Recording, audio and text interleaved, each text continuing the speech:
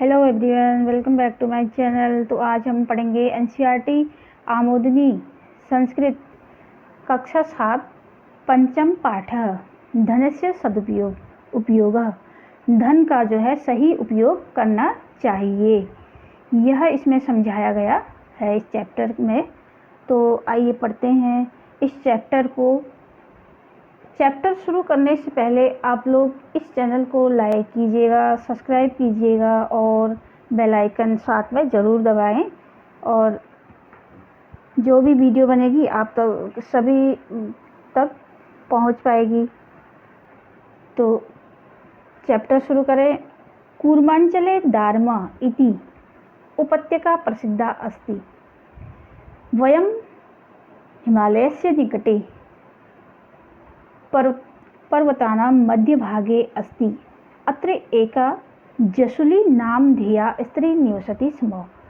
सा धनिकगृहस्वामिनी, धर्मानुरागिणी, पित्रोः एकला पुत्री च आसीत्। कूर्मांचले दार्मा मतलब कुमाऊं में दार्मा घाटी प्रसिद्ध है। कूर्मांचले दार्मा इति उपत्यका प्रसिद्धा अस्ति। कुमाऊं में दार्मा घाटी प्रसिद्ध है। वयम हिमालय से निकटे पर्वतानां मध्यभागे अस्ति। वयम मतलब यह हिमालय के निकट पर्वतों के मध्य भाग में है। अत्र एका जसुली नामधेया स्त्री निवसति स्म। अत्र मतलब वहाँ एका मतलब एक जसुली नाम की स्त्री रहती थी।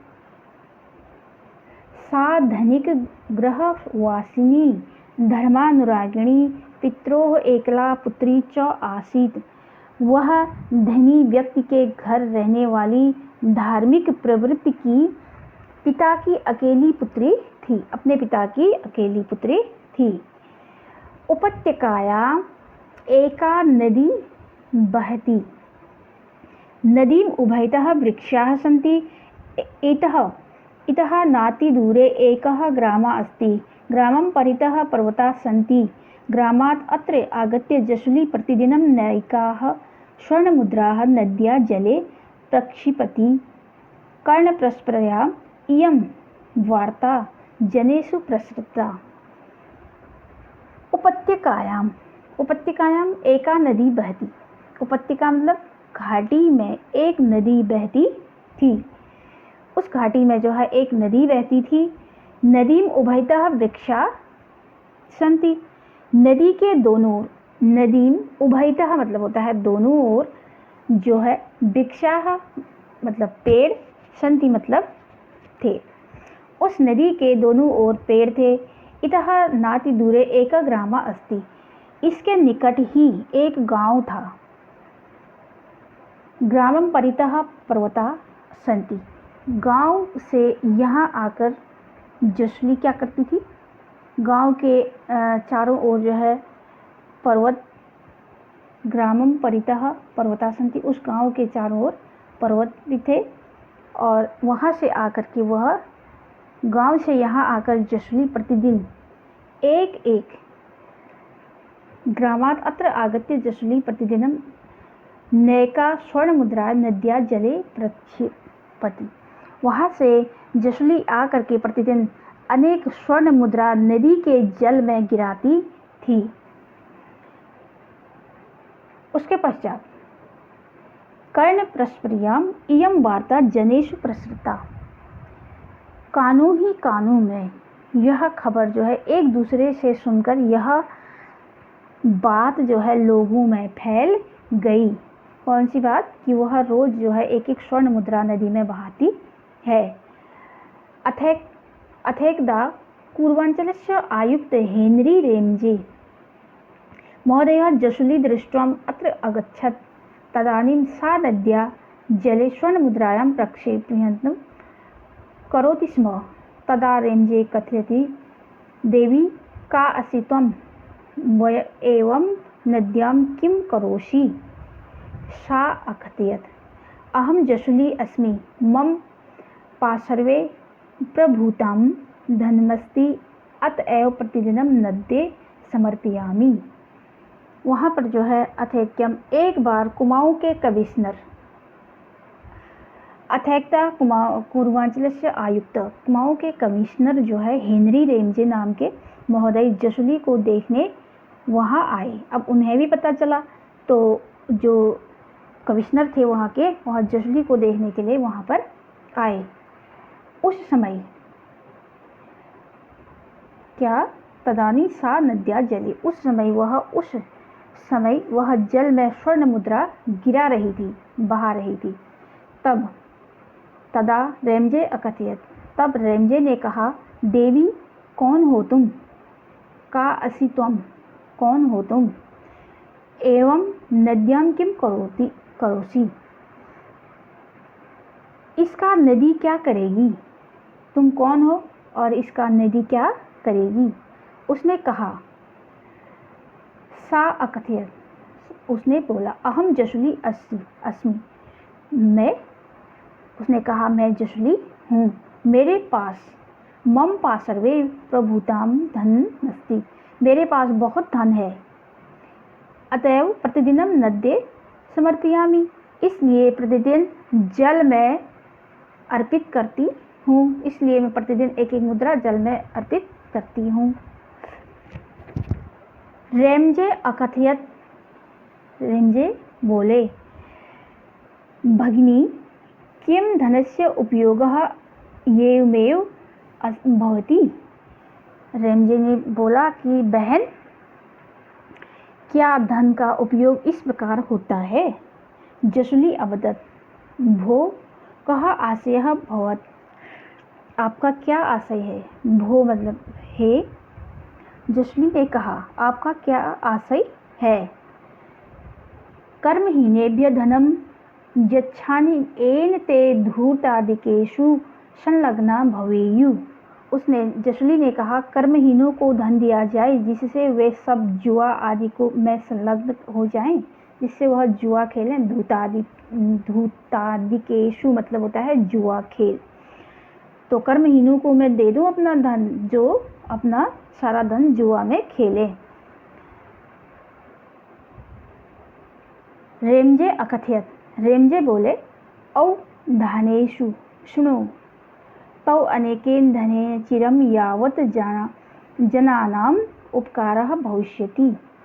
रेमजे ने कहा, ध्यान से सुनो, आपके इस धन से बहुत दिनों तक लोगों का उपकार होगा। अगर यह बचाया जाए तो बहुत दिनों तक आपके धन से लोगों का उपकार होगा। कथमिति जसुली अकथयत, उसके पश्चात जसुली ने कहा, कैसे।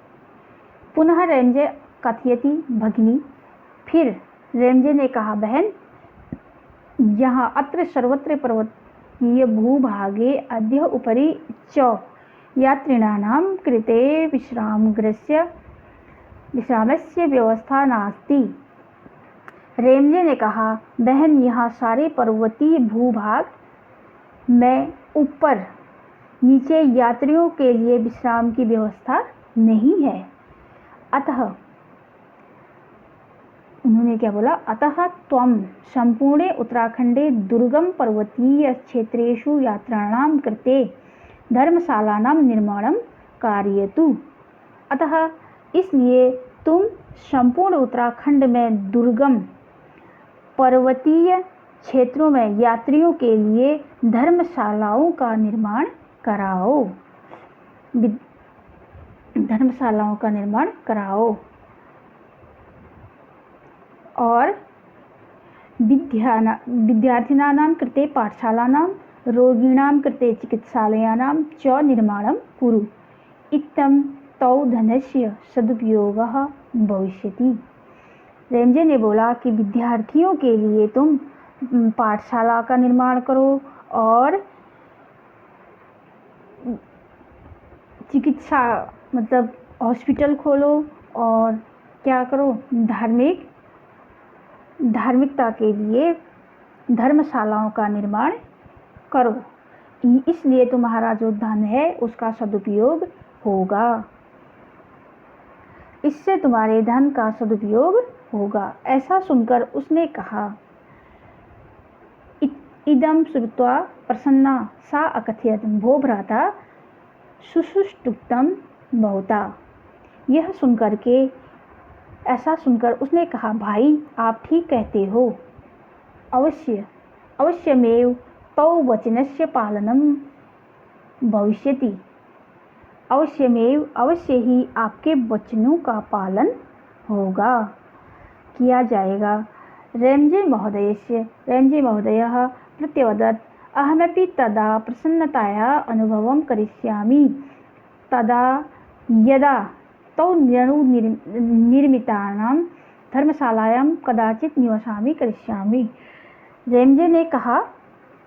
रेमजे महोदय ने उत्तर दिया, मैं भी उस समय प्रसन्नता का अनुभव करूँगा जब आपकी निर्मित, आपके द्वारा बनाई हुई धर्मशाला में मैं शायद निवास करूँ। जब मुझे तब खुशी होगी कि जब तुम धर्मशाला बनाओगी और मैं उसमें निवास विश्राम करूँगा या रहूँगा। जसुली पुनः अकथयत् न्यूनं भविष्यति एतद् तु मम सौभाग्यं वर्धयिष्यति।